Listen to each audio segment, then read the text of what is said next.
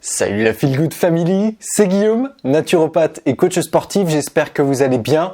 Et puisqu'on est dans le thème des graisses depuis la semaine dernière, je me suis dit que ce serait bien de vous faire une vidéo sur les graisses qui sont vraiment mauvaises pour la santé. Et vous allez voir, c'est pas celle que vous croyez, parce que vous êtes très nombreux à me poser toujours les mêmes questions au sujet de ces fameuses graisses qui sont mauvaises pour la santé.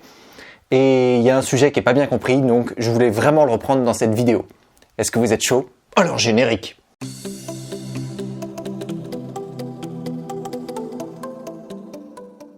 À chaque fois que je vous parle des graisses de manière générale dans mes vidéos, vous êtes nombreux à me dire « Mais Guillaume, pourquoi tu parles des graisses saturées? Elles sont pas mauvaises pour la santé ?»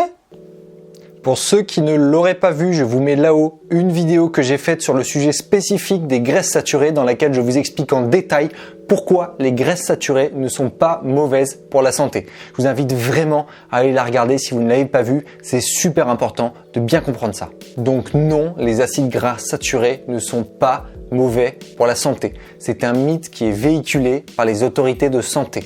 La première chose qu'il faut prendre en considération pour savoir si une source de graisse est bonne ou mauvaise pour la santé, c'est son origine, c'est la qualité de cette graisse-là. Qu'elle soit une graisse animale ou une graisse végétale, du moment que son origine est de qualité, il n'y a aucun problème de santé. Une huile d'olive vierge extra, première pression à froid, issue d'olives qui sont de qualité est excellente pour la santé et aussi bonne qu'une huile de foie de morue qui vient d'une morue qui n'a pas été contaminée, tout comme aussi bonne qu'une graisse de canard qui a été élevée dans la normalité la plus absolue d'élevage d'un canard. Comment un canard grandit? Eh bien, si on lui donne tous les paramètres normaux de son évolution, alors sa graisse va être de qualité.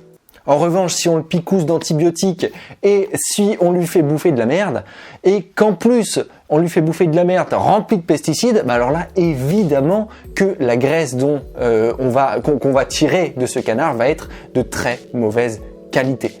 Mais comprenez bien que c'est toujours l'origine d'une graisse, comment elle a été faite, qui détermine si elle est bonne ou pas pour la santé. Donc maintenant que vous avez compris que si vous avez une graisse de bonne qualité de base, eh bien il n'y a pas de problème de santé, on peut passer à la suite. Parce que la semaine dernière, qu'est-ce qu'on a vu? On a vu qu'il y avait notamment un facteur qui pouvait impacter la qualité d'une graisse et transformer cette graisse-là, c'est la température, la chaleur. Lorsque nous chauffons des acides gras au-delà de leur capacité à tolérer cette chaleur-là, eh bien leur structure moléculaire change.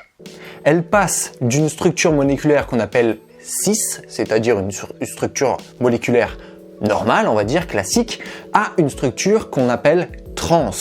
Donc on passe de graisse cis à graisse trans. Et donc c'est quand on a des graisses trans que là il y a risque pour la santé. Les graisses trans sont les seules graisses qui sont mauvaises pour la santé. Et on obtient des graisses trans notamment lorsque l'on fait subir un processus de transformation à la graisse, c'est-à-dire soit un processus thermique, la chaleur, soit par exemple un processus autre comme l'hydrogénation des graisses ou encore la désodorisation. Donc si jamais vous avez une graisse qui est désodorisée, si jamais vous avez une graisse qui est hydrogénée, ça, ce sont des graisses qui ont subi un processus de transformation et donc qui ont beaucoup plus de chances d'être des graisses trans et donc mauvaises pour la santé. Je vous rappelle que si vous voulez connaître toutes les températures de cuisson pour toutes les huiles, comment utiliser les huiles en cuisine et tout ça, la vidéo de la semaine dernière, vous la retrouvez juste ici. Elle est super intéressante et super importante. Donc si vous ne l'avez pas vue, je vous invite vraiment à aller la voir. J'en profite pour ajouter que oui, on retrouve bien des graisses trans naturellement, notamment dans les produits animaux.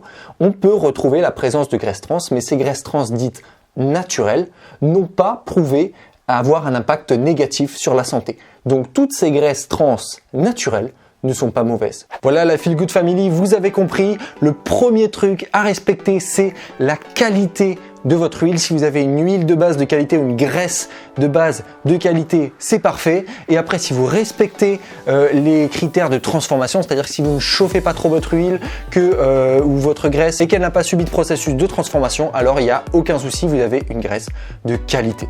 Si cette vidéo vous a plu, je vous invite vraiment à laisser un gros pouce bleu en bas de la vidéo. Vous savez que ça m'aide énormément à développer cette chaîne à laquelle je vous invite aussi à vous abonner. Si vous n'êtes pas déjà abonné, cliquez sur le petit bouton juste sous la vidéo. N'oubliez pas non plus la petite clochette qui se trouve juste à côté si vous voulez être notifié à chaque fois qu'une nouvelle vidéo sort. Partagez cette vidéo autour de vous, c'est vraiment important. Je vous laisse comme d'habitude mes réseaux sociaux dans la description. Et moi d'ici là, je vous dis à la prochaine. Let's feel good!